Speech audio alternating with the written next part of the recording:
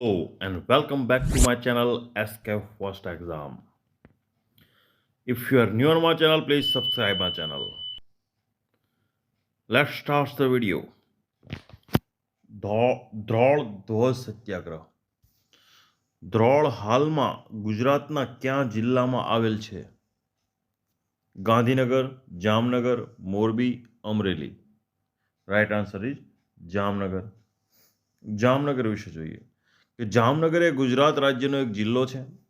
જામનગરની સ્થાપના 1540માં જામ રાવળ દ્વારા કરવામાં આવી હતી.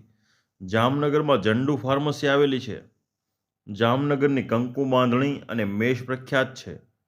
લખોટા મહેલ જામનગરમાં આવેલ છે. આયુર્વેદ યુનિવર્સિટી આવેલ છે. સંસ્કૃત પાઠશાળા અને મંદિરોના કારણે જામનગરને છોટે કાશી તરીકે ઓળખવામાં આવે છે.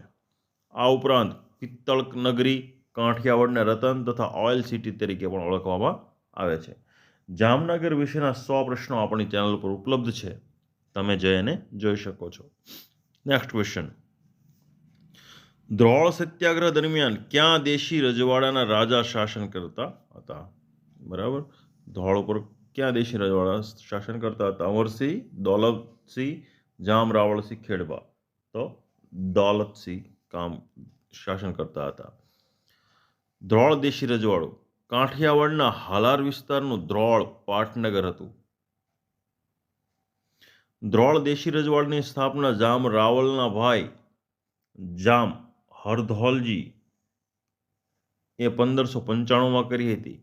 દ્રોળ રજવાડાના કુટુંબના ગામો દ્રોળ ભાયાત તરીકે ઓળખાતા હતા. 1807માં દ્રોળ બ્રિટિશ આશ્રિત બન્યું.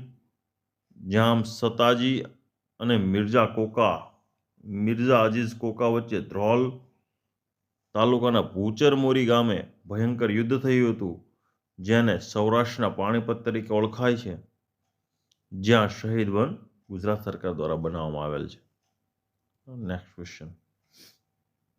દ્રોળના આપખુદ શાસક દૌલતસિંહ સામે લડવાની પ્રેરણા કોંગ્રેસના કયા અધિવેશનથી મળી? 1929 લાહોર અધિવેશન, 1930 કલકત્તા અધિવેશન, 1931 કરાચી અધિવેશન. કોઈ નહીં. તો રાઈટ આન્સર ઇઝ 1931ની કરાચી અધિવેશન જ્યારે ભરાયું હતું એમાંથી મળી હતી. તો કોંગ્રેસ અધિવેશન કઈ રીતે અને ક્યારે ભરાતા? તો 1885ની અંદર એઓ હ્યુમ દ્વારા કોંગ્રેસની સ્થાપના કરવામાં આવી હતી. તેનું પ્રથમ અધિવેશન પુણેમાં બોલાવવામાં નક્કી થયું, પરંતુ પુણેમાં કોલેરા ફાટી નીકળ્યો હોવાને કારણે તેનું પ્રથમ અધિવેશન મુંબઈમાં ગોવાલિયા ટેંક પાસે ગોપાલદાસ સંસ્કૃત પાઠશાળામાં ભરાય.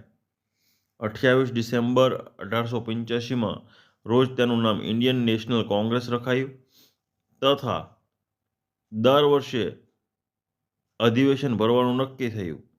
અધિવેશનમાં વર્ષ દરમિયાન આયોજન તથા એજન્ડા નક્કી કરવામાં આવતા હતા. Next question. દ્રોળમાં ભરેલી સભામાંથી કોની પાસેથી પોલીસે રાષ્ટ્રીય ધ્વજ આંચકી લીધો? Amritlal Sheth, Parsottambhai, Fulchandbhai Shah, Navinbhai Chaudhary. Right answer is Parsottambhai. Next question. ભરસભામાં આંચકી લેવાયેલા રાષ્ટ્રીય ધ્વજ પાછો મેળવવા કોણે ઉપવાસ કર્યા? Mahatma Gandhi, Parsottambhai, Maneklal Kothari. Right answer is પરસોત્તમભાઈએ ઉપવાસ કર્યા. પરસોત્તમભાઈ પાસે આંચકી લીધો તો પરસોત્તમભાઈએ ઉપવાસ કર્યા. પરસોત્તમભાઈને ઉપવાસમાંથી પ્રેરણા કોણે કરાવ્યા? Maneklal Kothari, Maganlal Vora. Right answer is Maneklal કોઠારીએ કરાવ્યા. ઘણા દિવસ પછી પણ રાષ્ટ્રીય ધ્વજ પરત ન આપતા કોની આગેવાની હેઠળ 26 મે 1931ના રોજ સરઘસ કાઢ્યું? વિરમસિંહજી, મોહનલાલ મહેતા, વીર બહાદુર, ફૂલચંદ શાહ. ફૂલચંદભાઈ શાહની આગેવાની નીચે ફરીથી સરઘસ કાઢ્યું. રાજાના દિવાન દ્વારા રાષ્ટ્રીય ધ્વજ ક્યારે પરત કરવામાં આવ્યો? 1 ઓગસ્ટ 1930, 31 મે 1931, 3 જૂન 1931, 4 ઓગસ્ટ 1931. તો રાઈટ આન્સર ઇઝ 31 મે 1931ના રોજ. આ વિડીયોમાં એટલું જ. મળીશું નવા વિડીયો સાથે.